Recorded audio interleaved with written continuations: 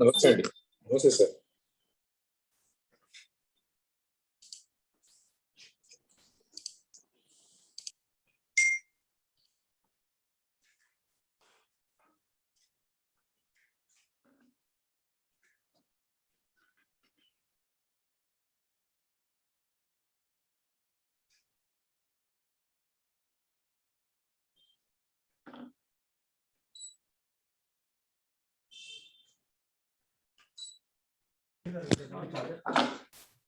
Happy to start whenever you want me to.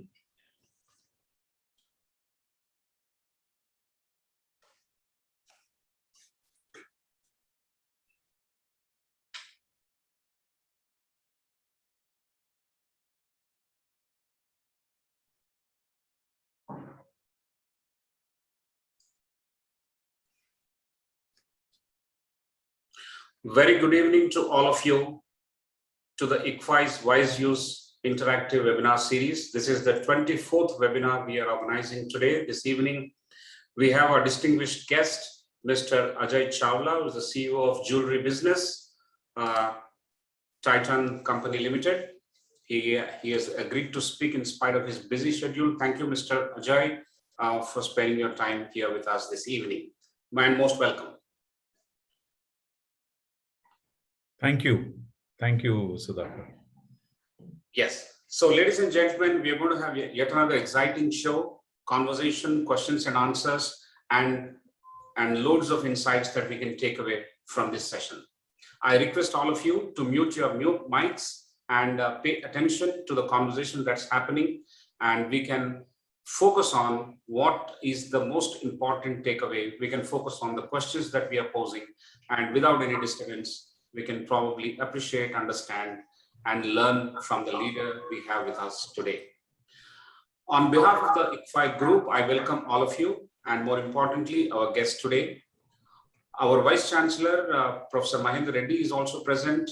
I welcome Professor Mahendra Reddy and all other guests. We have Professor R. Prasad, who is going to be a moderator, and he's also available readily with us, and we will start the session with your permission.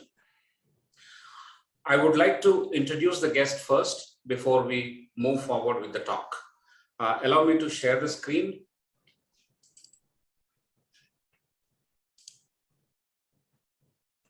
Yes.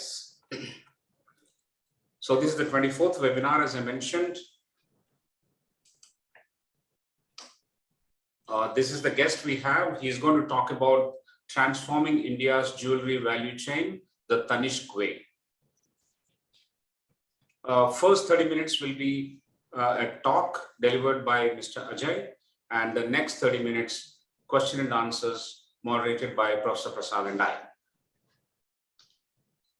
Here is Mr. Ajoy, and by education, Mr. Ajoy studied a Bachelor of Engineering in Mechanical, and then his postgrad in IIM Calcutta and Harvard, Tata Administrative Services since 1990.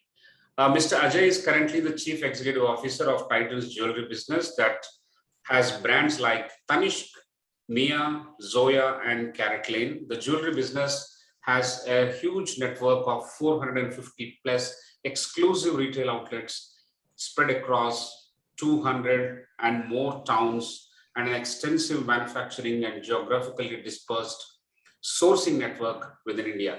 He's on the board of Carat Lane Trading Private Limited, a subsidiary of Titan Company Limited. Prior to this, he was responsible for strategy and new business incubation at Titan for 5 years, and was tasked with nurturing and launching Titan's new businesses, namely within fragrances, it is brand Skin, and in Indian ethnic women's wear, it is the retail brand Tanera. Mr. Ajoy also has led watch business within Titan, was responsible for driving P&L of domestic and international businesses, Titan Business Unit. His role included expansion into Asia while profitably growing the business, managing a portfolio of brands like Titan, Raga, Xylus, Zoop, etc. and a retail brand, World of Titan, India's largest chain of specialty watch stores. Mr. Ajoy has lived the life of an entrepreneur. Besides launching fragrances and saris, He has a successful record of incubating new businesses for Titan, which includes Helios, a multi-brand premium retail chain, Fast Track sunglasses, accessories, and international licensed brands too. As a leader, Mr. Ajay has led large and diverse teams across geographies, acting as a mentor for many people in his team and for many managers within the Tata Group. We are so blessed and very delighted to have Mr. Ajay with us today, who is going to talk about transforming the India's jewelry value chain and the Tanishq way. So, ladies and gentlemen, let me request your help in joining me to welcome Mr. Ajay so that he can start his talk right away. Mr. Ajay, over to you and thank you. Namaste and thank you to all for inviting me and having me over here. It's my pleasure to be here, and I'm going to quickly share a presentation which will be interspersed with more interesting things than what I have to say, because I believe pictures and films say more than what any of us can say more expressively. And we will, of course, have a good session afterwards, a discussion. So, when I was asked whether you want to talk about transforming India's jewelry value chain, I picked up the topic instantly saying, yes, this is what exactly Tanishq has been doing. So let me dive into the subject matter straight away. A very quick overview for many of you. Jewelry industry is a large, unorganized market, very, very highly fragmented industry. There are many small manufacturing units and craft units across the country, and it has got 300,000 retailers and 4 million plus karigars and employees. And very interestingly, it's about a 350,000 crore market, but it could be more, it could be less, but you can get the magnitude. Despite 9 out of 10 diamonds being cut and polished in India, and such a large ecosystem, the penetration of diamonds is very low. Even today, it's less than 15%. When we got in, it was probably even lower. Jewelry is bought as an investment in the country, but has very low purity standards. And it's been a 25-year-long journey in which we've been trying to kind of, build that whole approach towards purity. Gold is linked to tradition and festivals, and Indians love gold. It's connected to our weddings, but there are many opaque customer practices. It is a craft-led value chain, but has exploitation of karigars all the time. So Tanishq's journey has been that of trying to break the category code. On the left is what I talked about, opaque practices, and we have tried to look at it. On the right side are all the strategies we followed. Can we build transparency and trust in a very opaque industry? Can we nudge adornment in an industry where jewelry is really seen as an investment? How do we celebrate a progressive mindset, even though the entire category is tradition-led? Can we bring in the young? Creating a diamond market where the diamond penetration is so low, but we have such beautiful diamond work happening in the country. And of course, the diamond side of the business is far more profitable relative to the gold side. That's another profit linked objective. But nevertheless, since we are about adornment, can we also link it to diamonds? So how can we create that diamond market, especially amongst a wide variety of people? In an industry where there's exploitation of karigars, how do we create a responsible manufacturing and sourcing ecosystem? How do we create a unique customer connect? And in the recent past, with the pandemic, how have we reimagined a digital future? We'll touch upon some of these topics as we go along.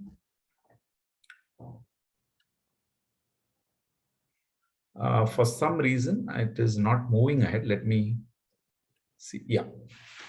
So one of the first things that many of you might be aware of, that way back in the mid 90s, when Tanishq was actually struggling to kind of wean away customers from the traditional family jeweler, and when we went about checking caratage, and even today, if I go and check caratage, we get a lot of exchange gold.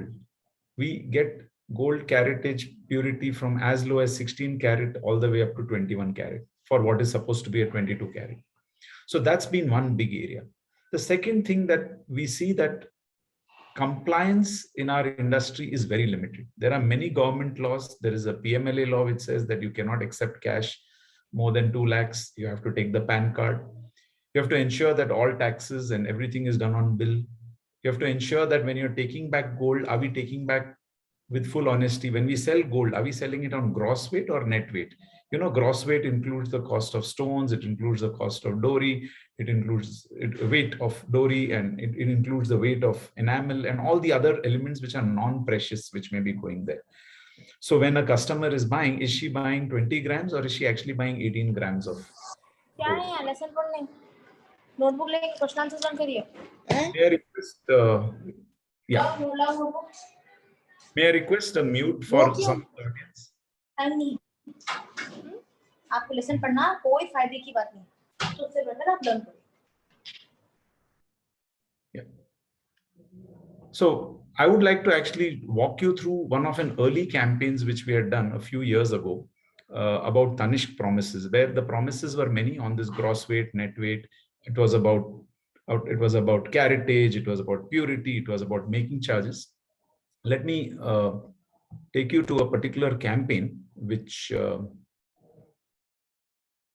yeah.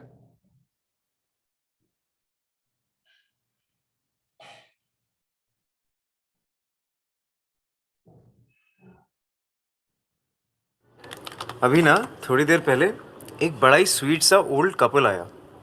थके हारे लग रहे थे तो मैंने पानी पूछा. Uncle भरे बैठे थे. बोले देख, ये पानी पिला पिला के ना बहुत लोगों ने मेरा टाइम बर्बाद किया है. तुम पहले मेरे गोल्ड नेकलेस की एक्सचेंज वैल्यू बताओ.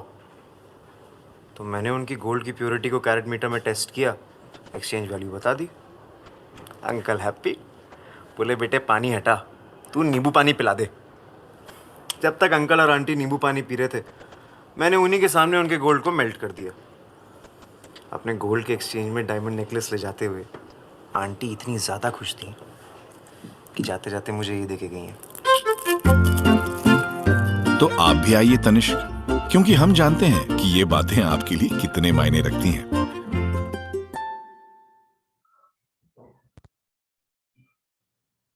So I just wanted to share that the industry practice for taking back gold is so opaque that people actually, sorry, just hold on.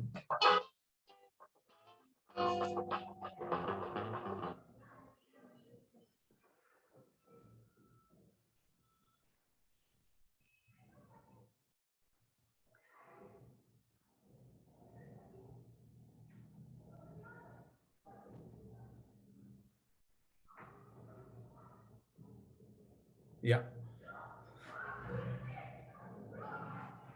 Is my screen, is my presentation still visible?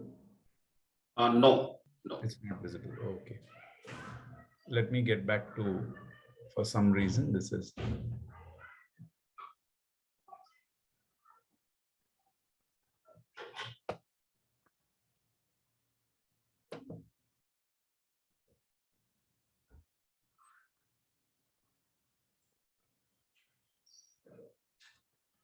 Just hold on, please. Let me, for some reason, I've not been able to. Yeah, okay.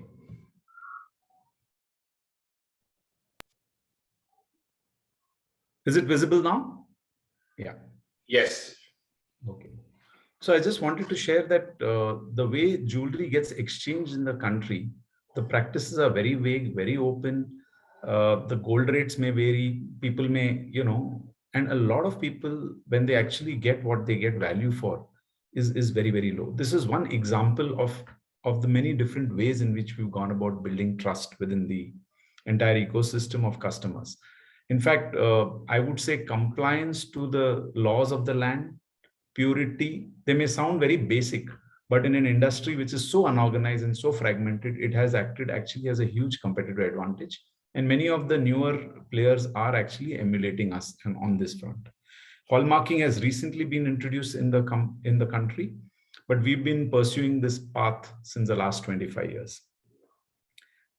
The second big strategy was to kind of drive towards adornment.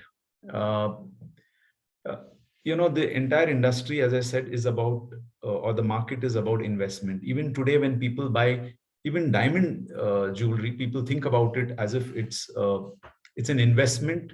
And certainly you can't take away that investment mindset away. But actually, when for the woman, it is all about wearing something that she wants to adorn and feel the emotion for. So how do we manage both? For us, design has been a huge, huge pillar. It is a strength that we play to. And we have, in fact, introduced this whole collection-based strategy in the industry, which now has started becoming popular with many other retailers. Every year, we launch about 5 to 6, different. Okay, again, it's not moving. Let me just try. Every year, we actually introduce 5, 6 different major collections and about 10 to 15 minor collections. And the ones which are major are the ones which we actually try to market in a big way. And these include from Tanishq, these include from Zoya, these include from Mia. I am just trying to move ahead. For some reason, it is not moving. Let me see if there's a problem. Hold on.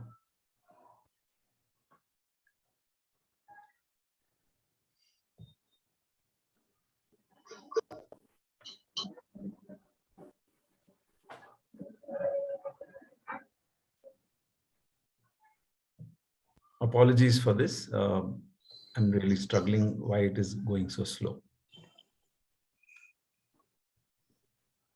Yeah, now I shall. Hopefully it works.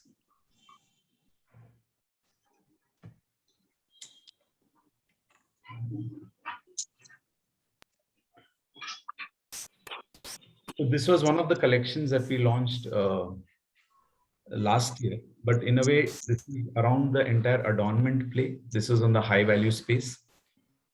This is something that we launched. And if you see each of these collections, I've got a theme. This collection is about being inspired by the rainforest. And this was launched under our luxury brand called Zoya. It plays on precious color stones. And every year we are launching in totality of about at least 15 to 20 new collections with a huge design studio, which is working very closely with the karigars, with our own manufacturing and our NPD team. This is brand Mia, which targets the youth. And here it's all about lightweight. It's about 14 karat. It's about innovating around different manufacturing techniques, which kind of take away the weight of gold and really enhance the everyday workwear aspect of for the woman. The third big piece that I want to talk about is in a very traditional led category. How do we bring in a progressive modern point of view? Because we are targeting the woman of tomorrow, the woman who is already moving ahead, but society may be moving somewhere else or has remained somewhere else. And our approach has been to really look at where the future consumer is. I will show you at least 2 of these campaigns, which in a way bring this alive in a very strong manner.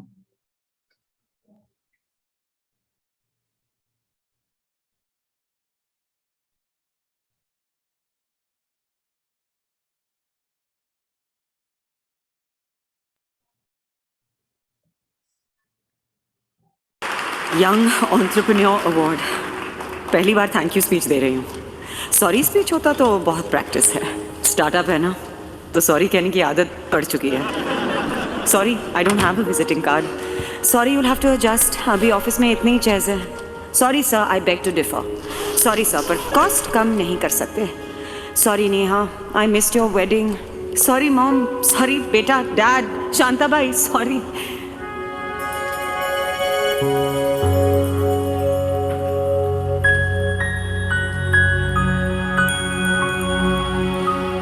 इतने sorries बोलने के बाद finally आज मौका मिल रहा है to say something I have always wanted to say. Thank you everyone for putting up with me. For those who are willing to try something new, Nilofer by Tanishq.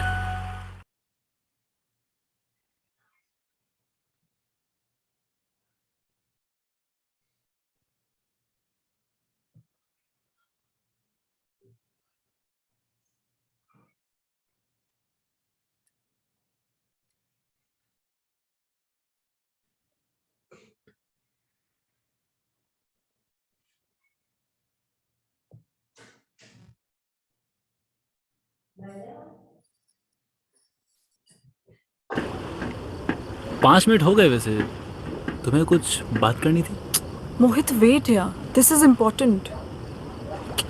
Important? मैं बता दूं क्या चल रहा है तुम्हारे मन में? अच्छा हाँ, बताओ।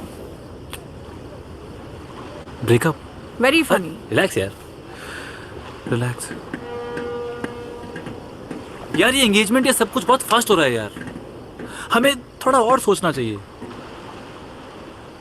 यही कहना था ना? कैसे पता?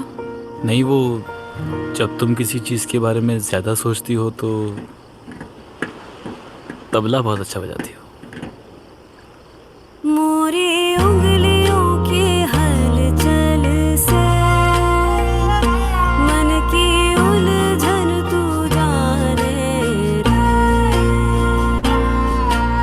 जिया मोरा क्या चाहे, अब और नहीं सोचना। बिन बोले बतलाए सोचना है इसके बारे में। जिया मोरा क्या चाहे, बिन बोले बतलाए। जिंदगी के सबसे कीमती लम्हे के लिए Tanishq engagement rings.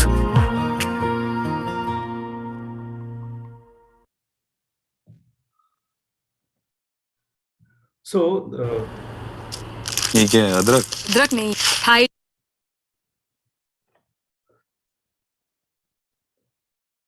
Oh my god! Oh my god! So good to see you. It's been so long. just hold on. We can't see the ad. Thank you. Bro, okay, this may seem. We're not able to see it on the screen. Yeah, I understand. I'm just trying to get out of that. Yeah. So I think here I wanted to share that our objective is always talk to the protagonist from the woman's point of view. She is moving ahead much faster than society. Yes, she is part of a context, she's part of a we, but it is always from her point of view.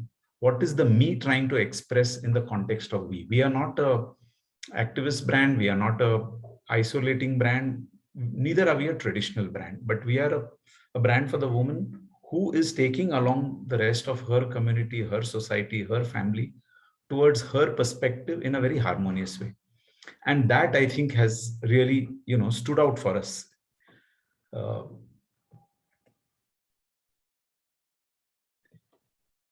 Let me get back into the sharing of the screen. For some reason, it is really giving me trouble. Apologies. The other important piece that we have been trying to do all the time is about bringing in a younger customer. So how do we ensure that the younger customer finds her way into Tanishq? Because that is what is going to be it for engagements, be it in the past over many different collections that we've launched, or be it by launching a sub-brand of Tanishq called Mia, in which we are talking to the workwear needs of a self-expressive modern woman, to somebody who is seeking adornment, and preciousness is not at all important. I mean, it is important to the extent that she wants fine jewelry, but it is not critical. The value of gold and diamonds is nice to know, but really speaking, it is about herself. So bringing in this younger woman is as important for us as a brand, because that is the customer of the future. The fifth element that I want to talk about is how do we build diamond desire in a gold loving nation? As I said, even today, diamond penetration may be only 15%. Whereas, Tanishq, for example, sells diamond studded jewelry to close to 33% of its business coming from that. And that has really brought in many, many customers. On the one hand, we have to create desire and build the aura, both for the brand and for diamonds. And on the other hand, we've been at it building accessibility. We have something called lightweight diamonds. We have diamond treats. In fact, our diamond activation that we run twice a year brings in many new customers. During that period, we get as many as 50% of our customers who buy from us completely new to Tanishq, and many a times new to the diamond category itself. In our current stores also, what we've now done is kept gold and diamonds together so that our store staff could seamlessly move the customer from a plain gold ring to a diamond studded ring. And price is really not that difficult or different. So actually, it's a delight because the mindset for customers is diamonds must be expensive. The sixth element I want to talk about is we are competing with a market which has got family jewelers who got 40 years, 50 years of deep customer relationships. Tanishq, the brand, became Tanishq the jeweler only when we recognize this. You know, there's a softer side to it. Virtually every RSO, every store staff in our ecosystem, and we have 8,000 of them, has about 50 to 100 active customers whom she's in touch with on a personal basis through WhatsApp, through telephone calls, home visits. On the other hand, we have something which is measuring the net promoter score and tracking, and we are tracking net promoter score at every price band. We are tracking net promoter score for different categories of customers, and in recent past also tracking net promoter scores for how are we doing on the safety front and how confident are customers feeling. So there is a yin and yang to this, and it's very difficult to explain it, but the first level that we have done is that there is a Bengali customer, there is a Tamil customer, there is a Telugu customer, there is a Delhi customer, there is a Punjabi customer, there's a Maharashtrian customer, not just for weddings, but even from the festivals we celebrate, even from the jewelry she wears. If Pujo is a big festival here in the south, it's Varamahalakshmi, it is Akshaya Tritiya. Some festivals we've been able to take national, but many of them are very local, celebrating Tej, celebrating Jagannath Yatra, celebrating Raksha Bandhan. You name the festival and we create a whole product range around it. We create a whole campaign around it. We have local ambassadors. For example, Nayantara is our local ambassador in the south, whereas Mimi Chakravarti is somebody in the east. So, and in Maharashtra, we have Sonali Kulkarni. But the idea is to build a deep connect through product, through an emotional connect, and thereafter, therefore, making them feel that Tanishq is my local jeweler. Celebrating special days, I wanted to give you two examples of the kind of stuff that happened. They are illustrative, not exhaustive. On the left, you see Riva is a sub-brand for wedding, and we had a Brides of Patna campaign in which we actually got brides to be as well as brides who have been brides, older women who wanted to dress up as brides. And this was a major activity run over about a couple of months. Eventually, we chose the face of the brand from customers who actually walked the ramp and wore their beautiful wedding dresses, both the young as well as the older ones.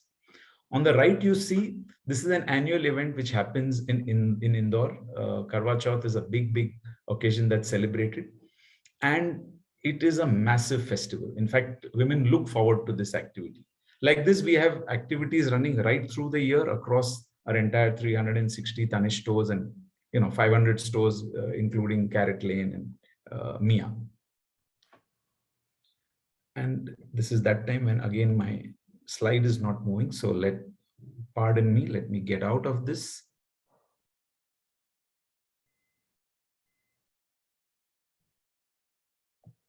I shall stop sharing and I shall go back to my presentation and see how to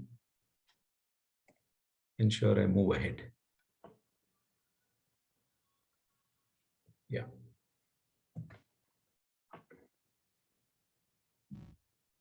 Apologies for this. So in fact, we invite our Tanishq customers to our factory. Now, in the last 1.5 years, that's taken a back seat, but we invite them to our factory and they actually see. We have every month, literally, there are groups of customers who visit and see how jewelry is made, and they understand the care that goes in creating the jewelry. I'm not going to play this film because it takes a long time to do this activity, and I know we are running tight on time. But one of the other hallmarks that we have tried to play upon is the authenticity of how we make our jewelry, and therefore we celebrate the karigars and their karigari through our multiple campaigns. In fact, some of these campaigns have got the widest amount of viral views, and people have shared, and it has touched their hearts.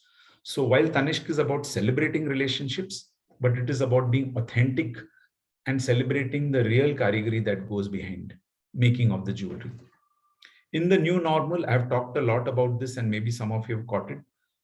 Tanishq has led the way. In fact, jewelry division has led the way for the entire company. And in the industry, people have looked up to say, oh, how did Tanishq move omni? How did you guys manage to do remote shopping? When I say remote shopping, it's about video call based shopping. It's about endless aisle. It's about combining, journeys in a new age way. For example, in a Bangalore store, Roshni and her mother-in-law walk in to see traditional Oriya jewelry. But we know that the best collection is available in, let's say, Bhubaneswar.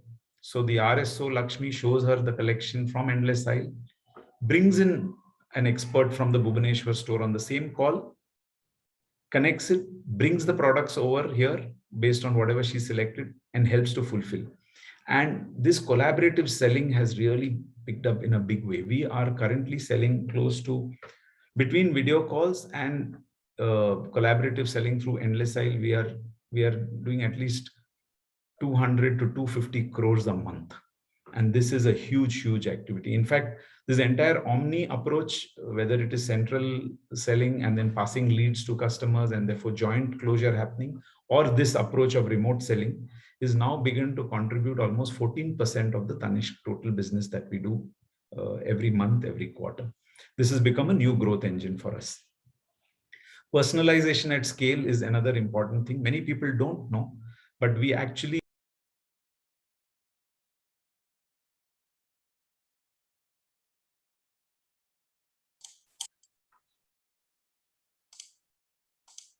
So you're muted, sir.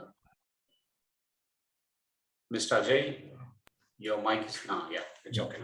I think somebody muted me by mistake, sorry.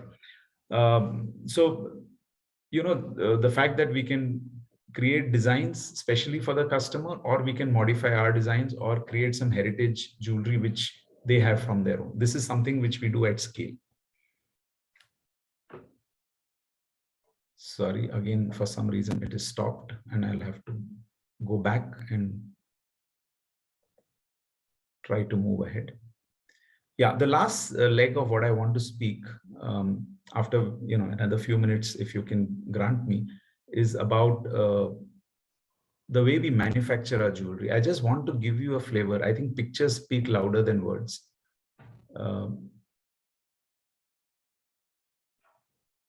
Yeah.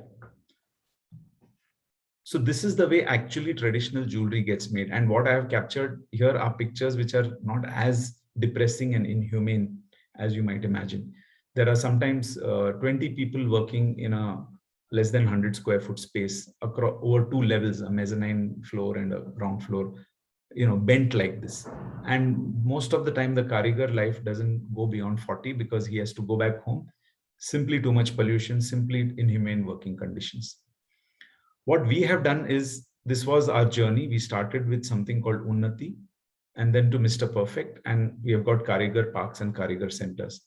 There are many aspects to this, but the larger idea is, how do we ensure there's dignity in that work? There is latest ergonomic designs, there's microscope setting, there is no pollution, and every one of our 80 vendors, besides our own factories, is at least a Mr. Perfect or a Karigar Park and a Karigar Center. In fact, we hold many, we have about 14,000 karigars in our ecosystem. And even recently, when we had to do vaccination or we had to educate them about COVID, we ensured that every one of those 14,000 karigars, whether they are ours or they are part of the vendor system, are actually inoculated.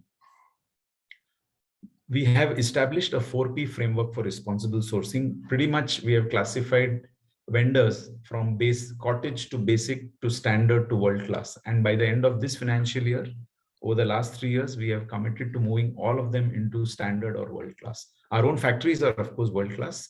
And about 40% of the studded business we are producing in-house, whereas 60% comes from outsourced. What is a craft? And this is our factory. This is the way our factory looks. Most jewelers who come to our factory, most jewelry experts in the world who come to our factory are taken aback by what we have done to this craft. This was the conventional way in which dispatches take place and match sets take place. Today, there's an automated full full kit preparation. And we have many such examples which is happening in our factories. I want to finally leave you behind with a thought that it is not about worrying about competition. It is not about fulfilling existing customer needs, but many a times it's also about leading the customer, just a few steps ahead. I want to share with you this one last video, after which we can conclude this conversation.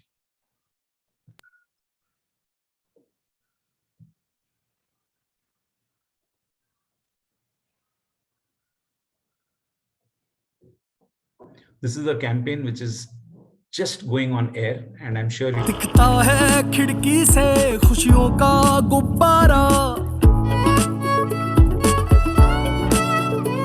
दिखता है खिड़की से खुशियों का गुब्बारा, रोशन कर ले दिल को, जी ले दोबारा। दिल में है उत्साह, धड़कन में उत्साह, हर तरफ है उत्साह। आज श्रृंगार को रंगों से सजाना है, आज रोशनी की तरफ एक कदम और बढ़ाना है।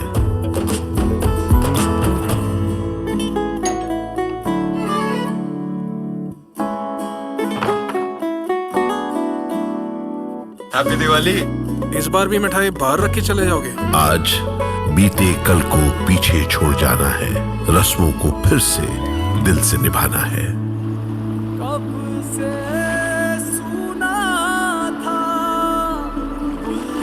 हमारा ताके है रास्ता घर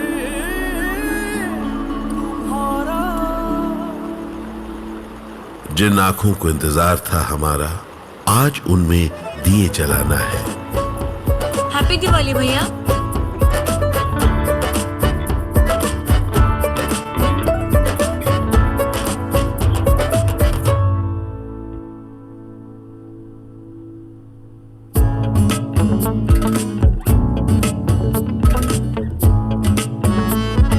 कल को जिस चेहरे ने रोशन रखा, उसे आज खुशियों का हार पहनाना है। तेरी शरारतों में है खुशबू मेरी, रिझाए दिल मेरा अटकेलियां तेरी। दिल में है उत्साह, धड़कन में उत्साह, हर तरफ है उत्साह। हैप्पी दिवाली।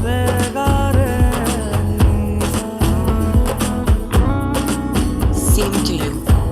आज जिंदगी को त्योहार जैसे मनाना है, आज हर कल से ज्यादा मुस्कुराना है, खुल के खिलखिलाना है। आज दिवाली का बहाना है। उत्साह बाय तनिष्क। गया बैंकॉक का हॉलिडे गया मेरा। ये समर भी एसी के बिना ही काटना पड़ेगा।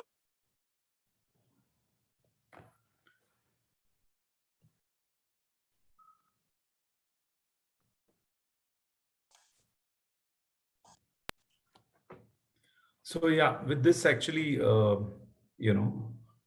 I've come to the end. There are a few takeaways which I want each one of us to think about a little bit.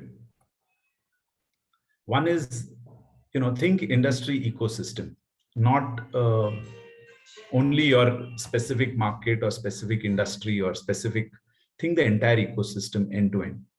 The second piece I would like to state is, focus on customers. We have always believed that competition is not as important as thinking about what your customers want, or more importantly, what are the future customer want and what are the future customer needs? What are those unstated needs of the customer which we can fulfill? Third, trust takes time. It is built one customer, one touch point at a time. For a large ecosystem like ours, there are so many touch points across the 500 plus stores that we have every day, every moment. Therefore, it's really about every customer it's an n equal to 1 approach. And trust takes time to build, but it can break very easily. Fourth, I think as a brand, any brand needs to have an authentic point of view, consistent with what you are as an organization, consistent with what you believe in. We can only be who we are and therefore present that best point of view to the customer. Fifth, the future emerges from our imagination. It is only our imagination which limits our dreams.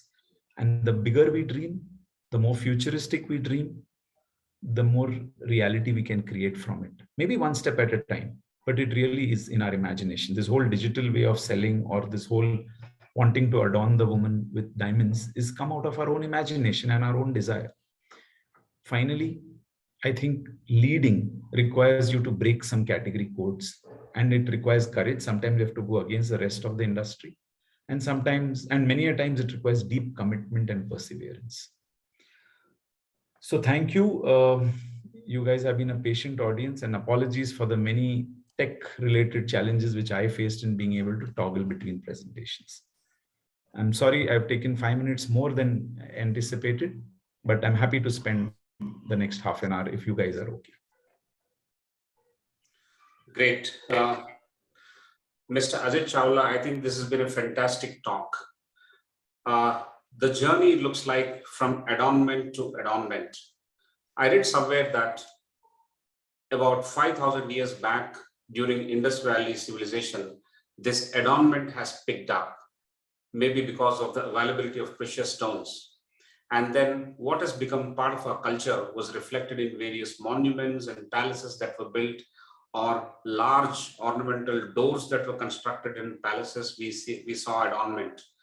So the cultural reflection began there, and what largely remained as an opaque system and in human value chain has been largely now corrected and made human, added dignity to the karigaris, apart from various other things. So between adornment to adornment now, adornment by chance to adornment by desire, which Tanishq is doing so beautifully and dutifully, I think we must salute you all for enriching this value chain. Of course, in between, there are lots of precious stones, more metals like gold, silver, platinum, diamonds, and of course, the brand connect and emotional connect that you have built is something fantastic, and for all of us to celebrate, while you are celebrating the very act of creating occasions, festivities, and happy moments all across the country. Thank you very much for doing this piece, Mr. Ajay Chawla. We are very happy to have gone through this educative and entertaining talk delivered by you just now. Thank you very much once again. So, ladies and gentlemen, we'll now move to the next part of our talk. And this is conversation, and conversation is based on questions and answers. These questions and answers are basically starting with the questions which you have keyed in at the time of registration.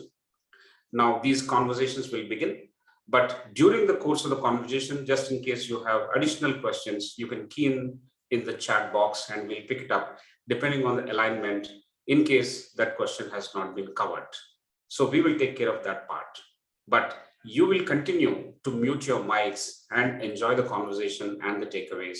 And please use the chat box that is available for you. So ladies and gentlemen, let me now bring in Professor R. Prasad, who is my esteemed colleague. He is a Director of Academic Wing at ICFAI Group. He is going to start the moderation, and a brief introduction of Professor R. Prasad is that he has been an entrepreneur and he worked in corporate and academia. He brings to the table a rich experience of 30 years. He's a grad from IIT Mumbai, IIT Bombay, and IIM Calcutta.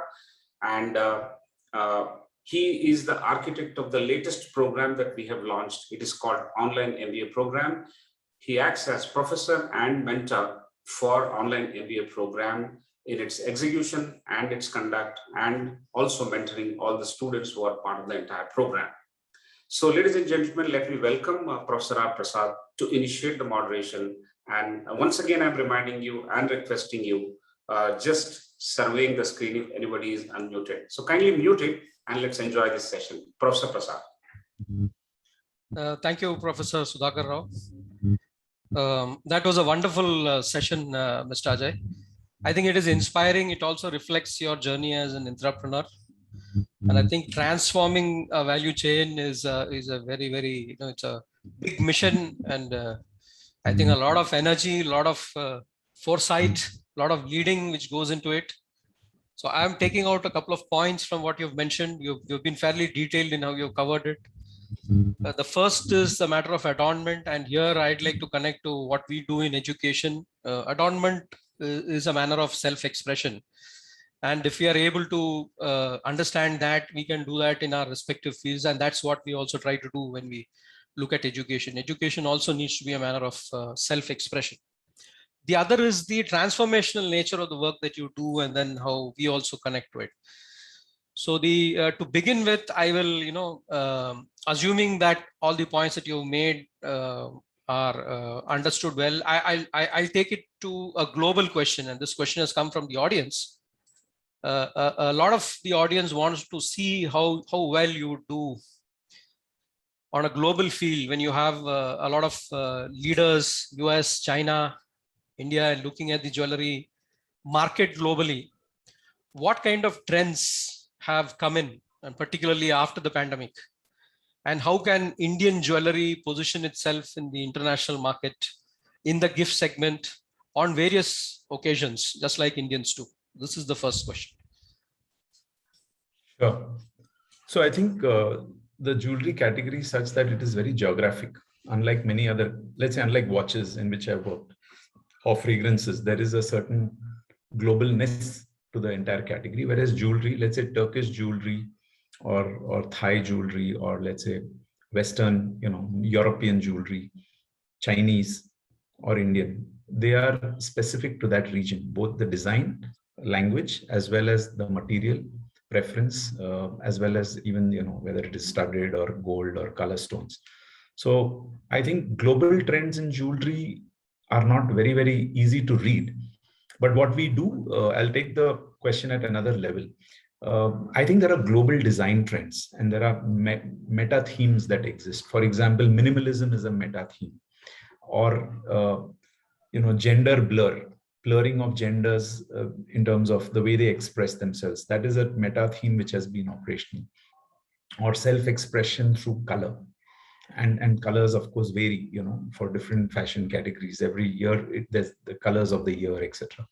So what our design teams certainly do is pick some of these meta themes and try to translate them into what would be relevant for the Indian market, because on its own, it may not vary.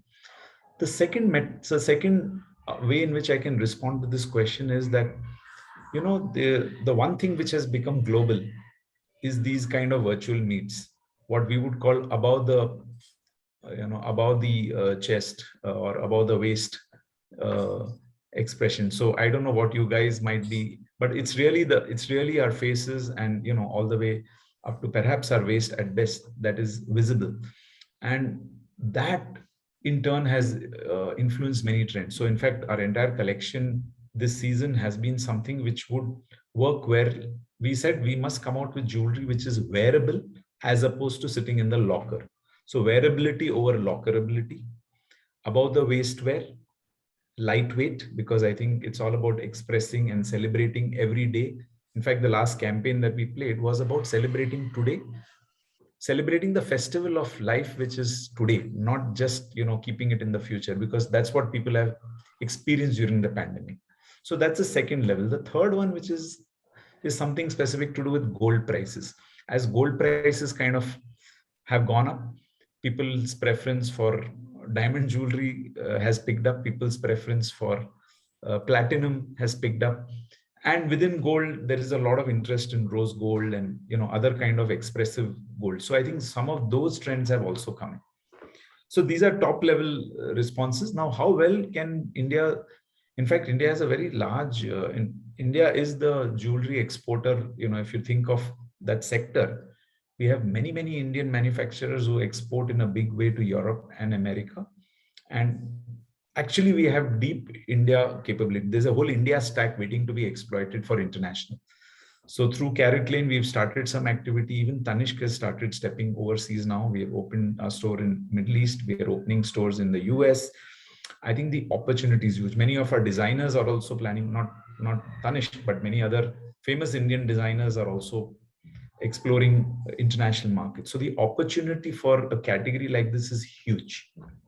And the fourth trend, which is emerging, it is too early, it is more in the West, there's a whole bit about lab-grown diamonds. And in the US, it's become big. We don't know whether it will work in India because of the inherent investment nature approach that Indians have towards jewelry. But maybe the sustainability plank might come in, etc. So that's another, broader trend that I can speak. Thank you. I think that's very, very interesting. Gives a lot of hope to those who follow this sector, as well as those who are students, that there are, despite this being highly geographic, there are global trends, and that you are making attempts to align that and see how that value can be passed on to Indian customers and thereafter also on to global customers. And also the fact that, the COVID trend of bow the waist is also a very important thing that you've mentioned. And I think the most important point was with respect to the potential which awaits India if things are done well. We now move on to the next question, which is associated and also at a very broad level. What kind of regulatory reform do you think will help the industry? So there have been questions related to integrated institutional gold ecosystem, new initiative by SEBI for commodity ETFs, GST policy, hallmark guidelines, export support.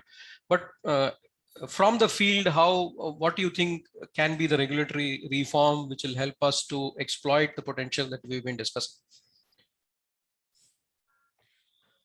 Yeah, I think the more we formalize this sector, the better it is. You see, finally, a lot of gold gets smuggled into the country. I think that's the biggest issue which sits there. And in a way, many times people think it's a drain on importing gold is a drain, but actually no. If all that gold were to be imported legally, there would be so much more gain to the government because of customs duty that is there. But for that, customs duties may have to come down.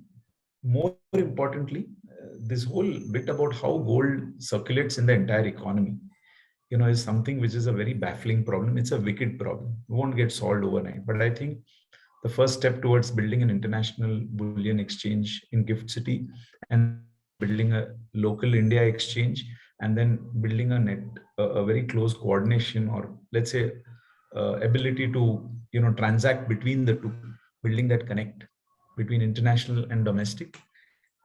The once that happens, along with the hallmarking piece and the HUID piece, which recently saw a lot of resistance from the trade, it would mean that you can actually trace your end piece of jewelry right up to where it came from, how it came in, where it went. Now that is a very large game plan, and in a large fragmented industry like ours, it's going to take time. But fundamentally, if you think of it, regulating gold, and because if you don't, it actually can be used for very unlawful activities, and right up to terrorism and financing drugs, etc. So gold is a very tricky subject. The second area which I feel which is very important is, how are we ensuring that the gold and diamonds that are getting used in the category are coming from conflict-free zones, they are not blood diamonds, etc. Now, we know there's a Responsible Jewelry Council, there are many international agencies, but having said that, I think that is a global problem. I'm not sure if there is a cast iron answer to that. And no matter what certifications you have, until there is complete traceability end to end. Now, this is a global problem, not an India problem alone, okay? But in India, it has not yet become sensitive. As and when it becomes sensitive, maybe, regulation might come in there. I think a lot of regulation has come in the recent past, and that is pushing the sector towards formalization, towards cleaning up the act. I think if only gold we can control and manage well, that will be the game changer. I think there is a lot of work going on the gem and jewelry side for export promotion. I don't think we need more regulation there. It is just, freeing up that sector a little bit, supporting them with whatever incentives, etc. are needed so that people can freely export and have access to finance, etc. Those are other things which can happen. I think hedging is another piece which RBI could, allow internationally, because for organized players like us, we need to hedge every gram of gold that we hold in our system. Right now, the domestic hedging is a very limited liquidity. So these are some of the regulatory pieces which can help. Thank you. That was wonderful. I think you've touched upon a lot of angles there at a very broad level. And all of them are extremely important for us to understand where these things will go as time unfolds. The next query is about gold again. how do you see the price of gold evolving? And currently, what kind of key forces do you think are influencing this? So, like any other commodity, it has its volatility and fluctuations. It is based on international demand supply. Most people think that towards Diwali, gold prices will go up and so on and so forth. But actually, the gold prices are dictated by the international dollars per troy ounce rate that operates. And very small part of it goes into jewelry manufacture. A large part of it is bought by central banks, a large part of it by commodity dealers and bullion traders. So like any other commodity, it has its technical charts, and that's how things go. Of course, during economic crisis, there is a safe haven towards gold. That always comes into play. The third force, which plays out quite interestingly, is usually the dollar and the gold go in opposite directions. When the dollar is going strong, gold tends to soften and vice versa. Now, there may be some odd times when it has not behaved that way. But to predict how gold will go, it requires crystal ball gazing, or it needs some experts from the commodity market. At best, they're able to see resistance levels and, on the upside or on the bottom side. They're always able to give a band. Many people ask us, we never hedge on gold. The common view in the Indian jewelry sector is gold will always go up. And sure, maybe over a 50-60 year period, if you see, there's a 4% CAGR on gold. But having said that, in between, there can be a lot of volatility. And for a player like us, which is mark to market, follows certain declare results in a particular way, we can't afford to have volatility. So we hedge 100% of our gold. There is absolutely no position we take on gold. But many jewelers take a view that, sorry, they won't hedge, and therefore they gain from the stock position that they hold. So that's about I can share about how gold prices will behave. I have no clue. You guys can take your own chances at that. Pretty much like how stock prices may behave, I can't say for sure. Interesting insight coming from the industry. I think the next question is something that you have given us a very, very broad background when you have done the presentation. But this question is articulated a little differently. Combining luxury and utility is a craft. And you are into a craft. So apart from the sustainability and the profits, what is it? What are the factors that you'd like to recollect and emphasize on? See, luxury. Okay, let me give you a slightly different take on luxury. Okay, since we've talked about it, maybe it's a little off the question. Many people have defined, and I'm going to give you a point of view which is from us, from Titan, and perhaps even from the Tata group, because we are that type of a organization. Luxury, many international brands would have us to believe, is about exclusivity and keeping people out. Okay, whereas the moment something becomes very widely accessible, it is not seen as exclusive enough, and therefore. Now, if you think about the Taj group of hotels and the kind of warmth and hospitality you see there, or Vistara, if I were to say, the kind of warmth and hospitality, or in Tanishq, or even Zoya, if I were to say, we believe in offering a new age definition of luxury. It is not about excluding people, but it is about inviting them to express themselves very, very uniquely. Sure, the price point may be sitting somewhere else, but everybody is welcome to build that aspiration and desire for the future. So there's one point of view on luxury I wanted to share. Now, luxury and utility. I think jewelry is, if you ask me, a lot of people think jewelry is about discretionary and luxury, or it is about tradition. But to me, jewelry is about, on the one level, it is seen as an asset value. Okay, it is pretty much a necessity, because in the Indian scheme of things, when it comes to festivals, when it comes to weddings, when it comes to important occasions, maybe even a god bharai or a child is born, jewelry is seen as something precious. It's as precious as the emotion. It is going to last a lifetime. So jewelry therefore acquires a very deep meaning in the mind of the Indian consumer. So many analysts who read it as a discretionary spending jewelry, I don't think they get it. Therefore, when the unlock happened last year and this year, people rushed to buy jewelry, not just for their birthdays and anniversaries, but for the festivals they missed, for the important occasions. While people were not spending money on travel and destination weddings and other such events, they felt it's very important that I gift jewelry to my daughter or daughter-in-law, because that is going to be forever with her. It is a symbol of my love. So I don't know, how do you categorize this? Is it utility? Is it luxury? Is it necessity? I don't know. It is emotion, and it is deeply connected with our culture. Thank you. I think that's a wonderful response. And you've given a completely different perspective compared to what you've put in earlier. And I think they're very, very realistic. One is about aspiration. And I think everyone in today's world is looking at that, whoever it may be. And therefore, it goes with the definition of luxury that you're doing. And I think that's a big thing. That's a big thing. And the other big thing that you mentioned is about emotion. And emotion is something that is extremely important in today's world.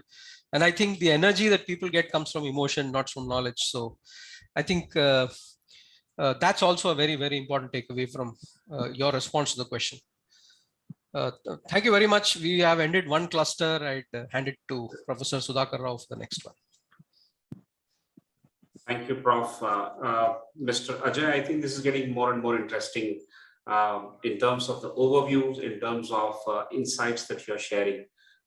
There's a lot of takeaways for us. So I will now focus on branding and global dimensions, and I have about 3 to 4 questions in this cluster.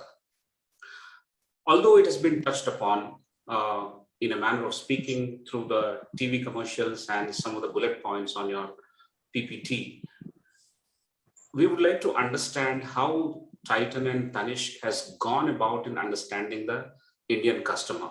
Of course, it's been evolving, but if you can give us top 3-4 points on how you have gone about in understanding the consumer and what is the strategy to strengthen the brand, I think that would help us. Yeah, thank you. Yeah, so I think every organization has their approach. We certainly believe whichever category we've gone into, I can now talk about beyond jewelry, watches or eyewear or fragrances or saris. I think the best way to understand the customer is to meet the customer. There is no other rocket science to it, and I think whether you meet them one-on-one, you meet them in groups. I think market research is useful from a quantitative perspective. From a qualitative perspective is even more important. Insights come out of those qualitative interactions, observations. I think I have personally gained the most when I have stood in a store, or I've gone on trunk shows when we were launching saris and we were trying to sense out how the market is across the country. Actually spending those 3 days, 5 days with customers, observing them like 40-year-olds and 50-year-olds going gaga like children in a candy store, told me a story. Similarly, when I look at jewelry, I think how the customer actually thinks. See, we have a classic thing. Is it an investment type customer? Is it adornment? Sorry, there is no such customer who's sitting here or there. Some of them may be more inclined towards investment, but they also have an adornment factor. Many people say the South Indian customer is very, very value driven, but she's coming in every quarter, every month to check out the next new pair of earrings. Now that is about style and expression. If I look at, you think the North Indian customer or the Marwari customer, people say the Marwari customer is looking at the per carat rate of diamonds. They love diamonds, big, big diamonds. I think Sindhis, I'm a Sindhi myself, and Marwadis love these big diamonds. But for those big diamonds and those 30 lakh sets and 1 crore sets, they are looking for value. Now, typically you would have classified that as something else. So that's the other piece which comes out. On a more formal basis, besides the brand tracks and the customer surveys, and when we are launching new products, we go reach out to customers. We also do a consumer sentiment understanding every few months. In fact, it's a rolling activity in which we try to understand what is the customer's point of view at this point, what is emerging. And we call it a blue sky study. We work with a partner and we try to track, this is beyond the category. What is she thinking about travel? What are they thinking about discretionary spending? What are they thinking about health? What are the issues, whatever comes up? And from that meta universe of insights, we try and figure out what is the role our category can play. Is our category under threat because everybody wants to travel abroad? Or, this insight about celebrating today in our latest campaign, Aaj आज को त्योहार जैसे मनाना है. That has actually come from customer insight saying people are unsure what the future will be. People have seen a very difficult past. They want to celebrate the here and now. Now, it sounds philosophical, but it actually came to us from a deep consumer insighting. And we said this entire product and campaign has been crafted around celebrating today, celebrating moments of today. So that comes from the sentiment studies we do. In addition to the consumer work that I spoke about, we also try and understand for us, like what is happening in watches, what is happening in the department store channel, in other categories. And we try to see, is there some common insights we can draw from, what is happening in, let's say, West Side. We can reach out to West Side, or what's happening in other categories where you can do a lot of secondary research, which typically trend analysis and innovation teams do. That's another piece that we draw our insights from. And a fourth approach that we have evolved in the last 2 years, it's thanks to pandemic, we've started having partner roundtable conferences. All our ad agencies, market research agencies, digital agencies, media agency, PR agency, they're all people interacting with so many different clients. So 6 months, we do a partner roundtable. And actually, we get a lot of very interesting insights, maybe very diverse points of view, but from that really emerges some great insights. So these are different ways in which we kind of read the customer. Great. I think these practices are very, very interesting. Apart from the regular textbook kind of methodologies that we have talked about, the more interesting ones are understanding the adjacencies of this customer, what the customer is doing in other segments or other markets, investment into new fashions and other products. Luckily, your group is so large that there is a greater feasibility for you to understand or pick up those common insights when you observe them. But more importantly, stand in front of the customer or stand in the store, observe them and pick up your insights. And that's the takeaway for now. Thank you very much for that answer. Typically, the second question, typically in India, people buy 22 karat gold. Could be because of investment. What is the extent, according to you, is the shift towards 14 karat gold jewelry?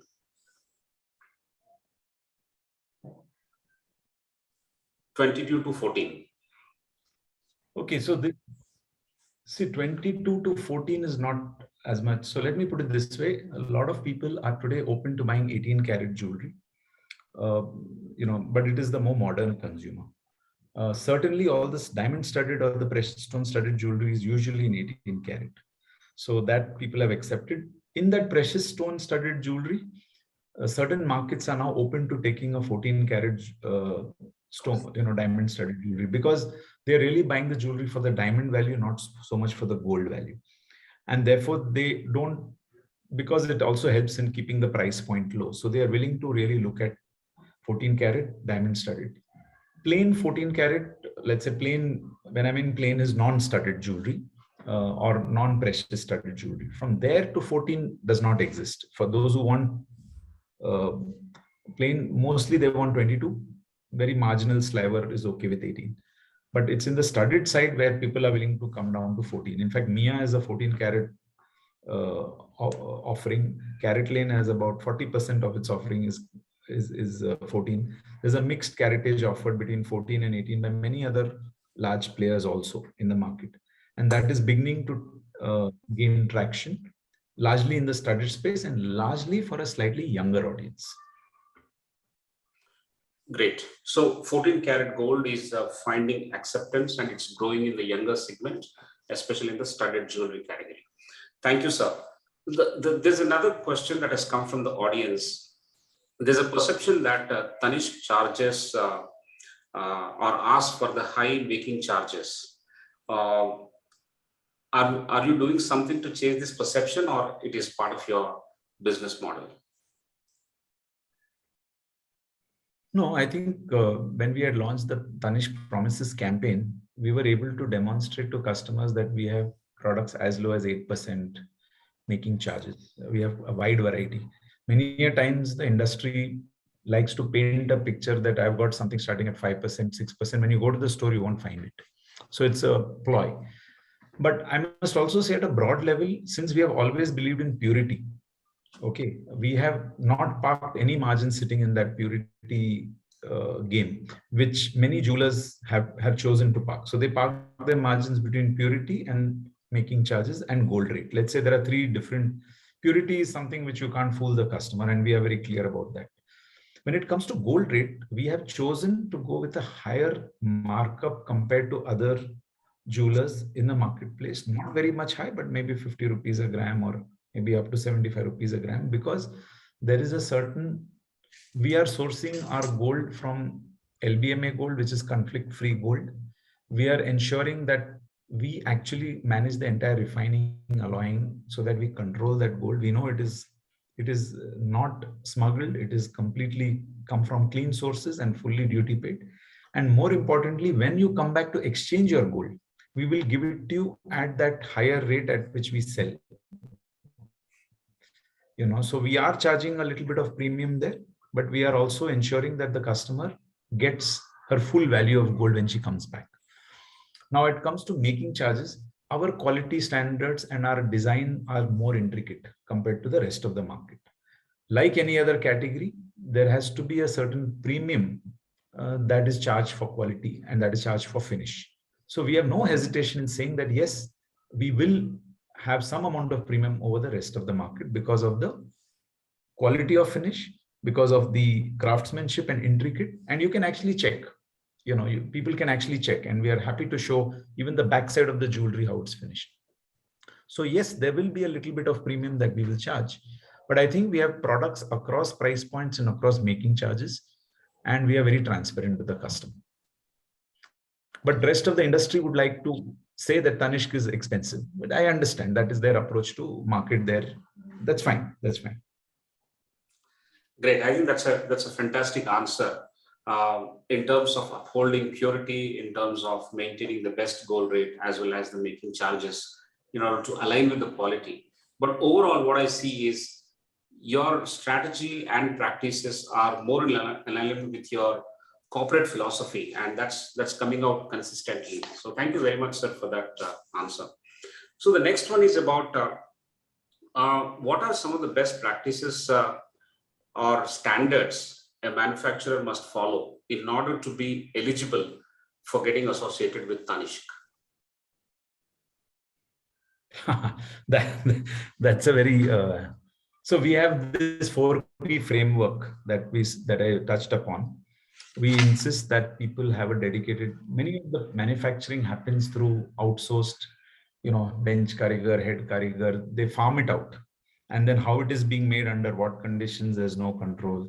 Consistency is not under control. So we insist that manufacturers actually bring the karigars under one roof, where we can ensure that there's a certain quality of workplace, there is a certain focus on the planet, pollution control is there, and there are good consistent quality practices and processes. That is the largest piece for us. The rest of it is to do with being very clean, high integrity, and ensuring that they give us good consistent declaration of gold, good gross weight, net weight, and they don't goof up on some of these essentials that need to be done. Hi, am I audible, or yes, has my internet connection? Okay. So there are many other criteria. It will be difficult to enumerate them here, but these are the two large ones that I wanted to speak about. Great. Quality being very critical in whatever we do. Okay, being very critical in whatever we do. Yeah, that's fantastic. Thank you. The next one is, we have a question from one of the participants here, Mr. Malik. He's from the US, and the question is, we would love to understand the international growth objectives of Tanishq, and what are the opportunities for export of branded jewelry like Tanishq, and Tanishq's experience in the international expansion process. Okay. May I ask you to repeat the question? Yes, I think the net connection is a little. Yes, I will. A participant would like to understand the international growth objectives of Tanishq, and what are the opportunities for export of branded jewelry. Okay, like so we are Yeah, I'll try to answer. I got the sense of the question. I have put off my video to try and optimize the audio part of it. Um, we are already serving customers across the globe through online. Okay, we serve across the entire part of, I mean, virtually every nook and corner of the world. Carrot Lane has already started exploring options of having a very active presence in the US and building a whole business there. It is still work in progress, so early to comment, but certainly a large opportunity sitting there. This is again, it is targeting both a younger mindset, Indian as well as American, but maybe starting with Indian and then going beyond Indian. Tanishq actually is in the process of setting up 2 stores in the US. These are pilot stores for us, and we are exploring New Jersey, and we are really targeting the NRI population to start with. I think there are many other Indian jewelers have already been there, and we are a little late in that space. Middle East is another area that we have opened and embarked. So I think right now our strategy is towards the NRI Indians, and we see there's a large opportunity. Unfortunately, the last 2 years, because of COVID, somehow these actions have got delayed. Otherwise, we had a very aggressive plan. But nothing lost. The opportunity remains, and the demand and desire for Tanishq is very high across the entire NRI community. That is our current strategy. We have not yet thought about targeting the non-NRI community, at least not through Tanishq. Carrot Lane may attempt to do that, but it is also early days. So but I must also tell you that the India opportunity for us is huge. Despite our size, Tanishq is only 5% of the Indian market. So even from a corporate strategy and a divisional strategy point of view, even if I add all the brands we have, we'll be maybe 5.5% or something like that.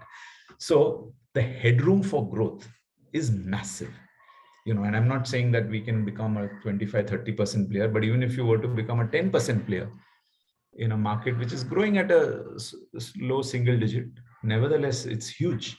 So we can virtually double our business in the next few years if we were to, just focus strongly. Of course, it's not an easy task. It involves expansion. We have expanded into 220 towns, and there are at least another 70-80 towns waiting to be explored. So when you have so many opportunities, you have to make some choices. And as a good corporate strategy, we have chosen to first focus on India while there's a separate team exploring international. Great. I think that has been a very, very good response in terms of the opportunity for India in exporting branded jewelry in various other markets is pretty large. As you said, massive opportunity exists. And of course, Carrot Lane from your own stable is trying to get into this business, and these are early days. Thank you very much for that answer. One last question in this cluster before I hand it over to Professor Prasad is that, are we going to see Indian diamonds replacing American diamonds in the near future? Well, normally American diamonds are referred to the cubic zirconium, not diamonds. They are not really in the market. That's how they get referred to, American diamond. So I don't know. There is no such thing as an American diamond. Actually, real diamonds are mined in different parts of the world, where there are different mines from Russia, from Australia, from Africa, from South America. They get cut and polished in India. They get traded in Israel and Antwerp, and the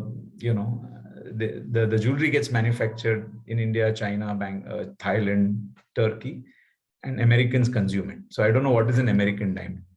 The loose definition of American diamond in the trade is basically, or in the consumer side, is really crystal.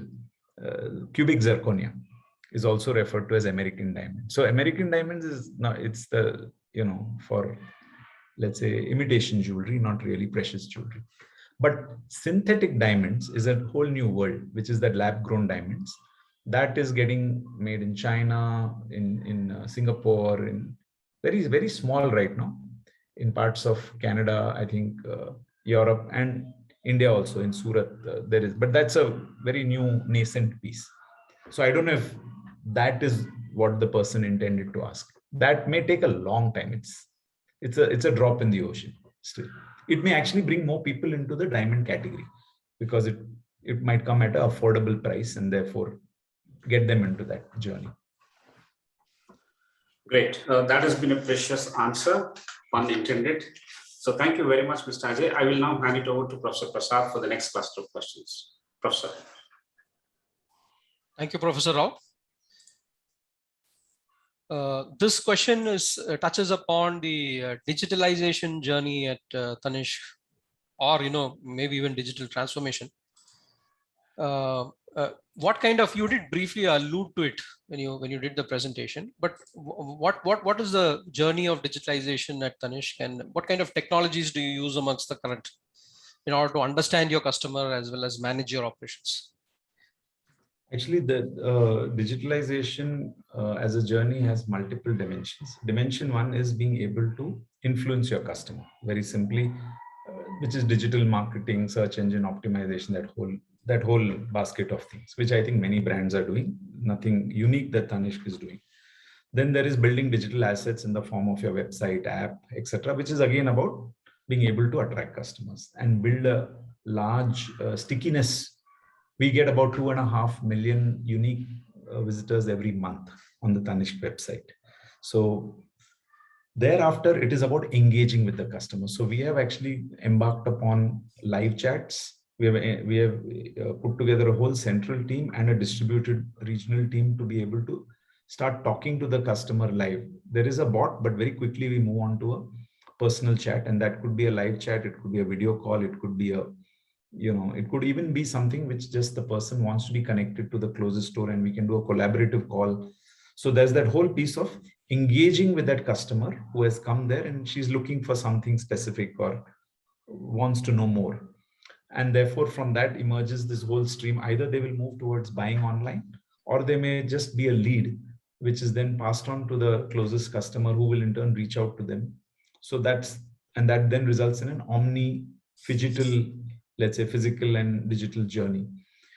Then there is this whole remote buying, which is through virtual try-ons, through endless aisle, these are feature-led, these are technologies which are available everywhere, but we have kind of taken it in a big way and we've tried to make it as simple and frictionless for the customer.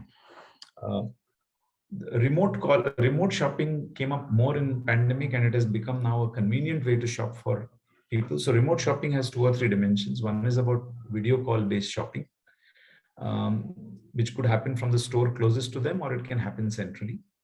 The other one that we do is try at home. I think Carrot Lane has been doing that pretty well, and Zoya, our luxury brand, has also been doing that pretty well for repeat. Carrot Lane has even looked at it targeting for new customers. So you can sit in the comfort of your home and the store will come home physically, literally. That is remote shopping. So these are the different dimensions and aspects. Now there are other digitalization pieces, which is more operations behind and back end, which is, digital certification. Let's say on the app, you can get your you have a digital account for your Golden Harvest monthly scheme that we have. And that also, this enrolling on the app, for example, on the Golden Harvest program, completely remotely, has also been something that we have enabled. And in fact, we see a large traction out there, including a remote eKYC, Aadhaar validation, etc. So these are other pieces of digitization that we've looked at.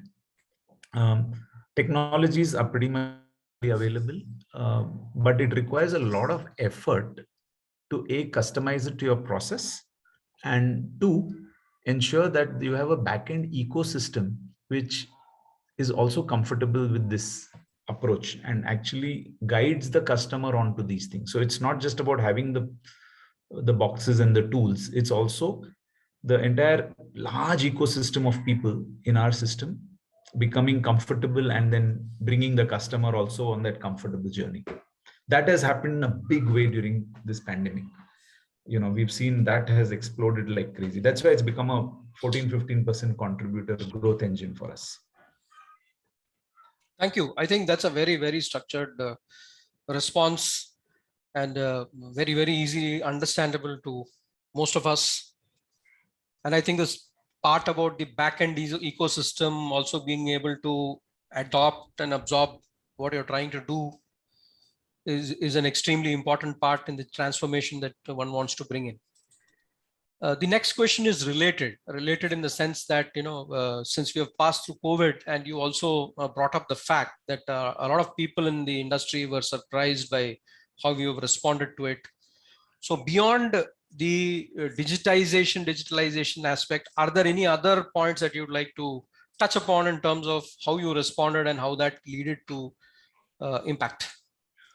Yeah, I think one of the simplest things that we did when COVID struck last year, we reached out to our customers. Of course, first of all, we reached out to all our entire store teams and staff and ensured their safety.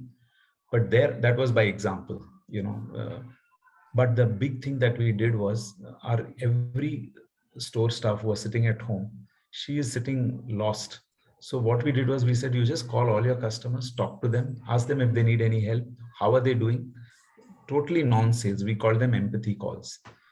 Our entire ecosystem reached 1.4 million customers in 2 months. And that is something which is invaluable. I think first time customers said that a brand has reached out to us to ask about our well-being, and many of them needed some help. It could be some very simple logistical help, or it could be serious things like medicines or connect to a doctor. Interestingly, when we tried the same thing during wave 2, many customers told us, can you get me a bed? Can you get oxygen? If not, then don't bother. And we realized very quickly that this cannot be a formula. We can't just put on and say we are doing empathy calls, but actually have nothing to offer you if you have a problem. So only where we had opportunities, where we had built rapid response teams, where we could help people with either oxygen concentrators or connect. And we did help a lot of customers. But we told people, stay away. If somebody needs help and you get to know about it and we can reach out and help, we will help. But let us not fool the customer. Let us be authentic to who we are. I think so. This is one piece which really stood out.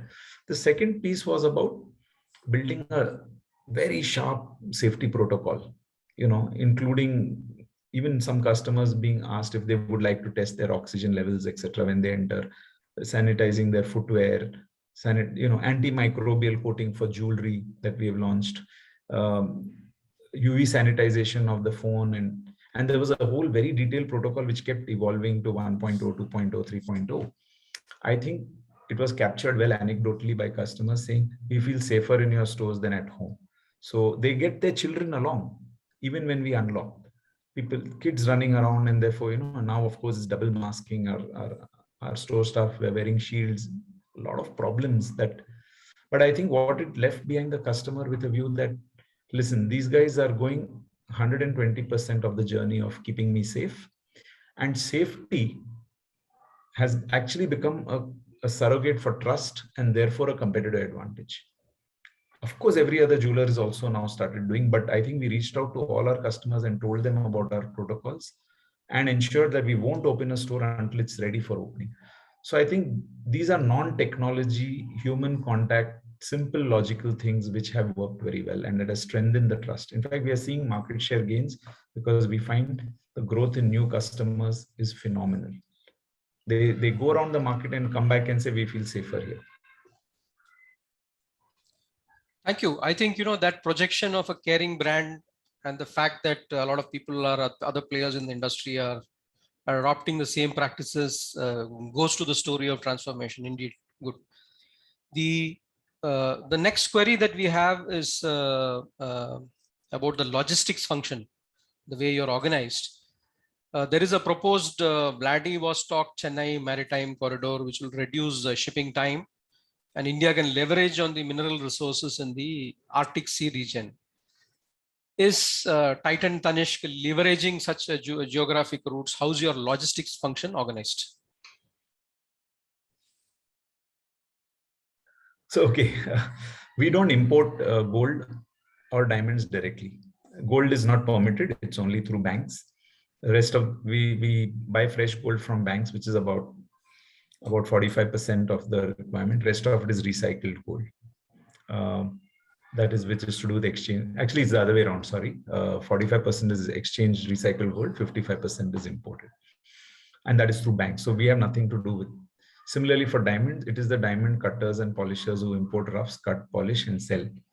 and we buy diamonds from these site holders, from the Indian market, directly from manufacturers. So we really don't have much. So most of our logistics is in the country. We have a huge network because we're talking about daily milk runs that we do to 220 towns. Well, not all 220 towns are served daily, but many of them serve daily, some of them once in two. We have warehouses across the country. We are delivering direct to customer with our e-commerce orders across all the possible zip codes in India as well as international. And we have a whole reverse logistics supply chain, because we, unlike, let's say, other categories in jewelry, you need to also pull back stock from the stores which have become old, or customer returns or customer exchange jewelry which we don't recycle to the customer, which we melt. So there's a major, recall of products continuously happening, because we don't pre-owned jewelry, we don't sell. We always melt it and bring it back. So there's a major reverse logistics that happens, and we melt. We have our own refining, alloying, etc. that happens, and then it gets converted into new jewelry. So logistics is a massive function. It is, of course, outsourced in terms of the actual physical transportation, but we have a very large logistics team. There's a separate logistics for customer order management, which is that personal orders that we take. And there's a third layer, which is to do with e-commerce logistics, which is direct to customer. So yeah, it's pretty large, it's massive, and it's a hot seat job. But sorry, we don't know much about Vladivostok. We are looking at, however, establishing some warehouses in Gift City. We have something in Sri City in Chennai, and we think Gift City can be a very useful place, and we have in fact in the process of setting up a branch there. We are in touch with the authorities there. So because that's where the gold can get consolidated and be distributed across the country. Thank you for pointing out what is relevant in logistics and how it applies to you, and also how you actually source, which goes to reinforce the ethical aspect somewhere else that you've touched upon in terms of the gold that you source, the ethical gold or the green gold, whichever way one looks at it. And I think that kind of responds well to the question.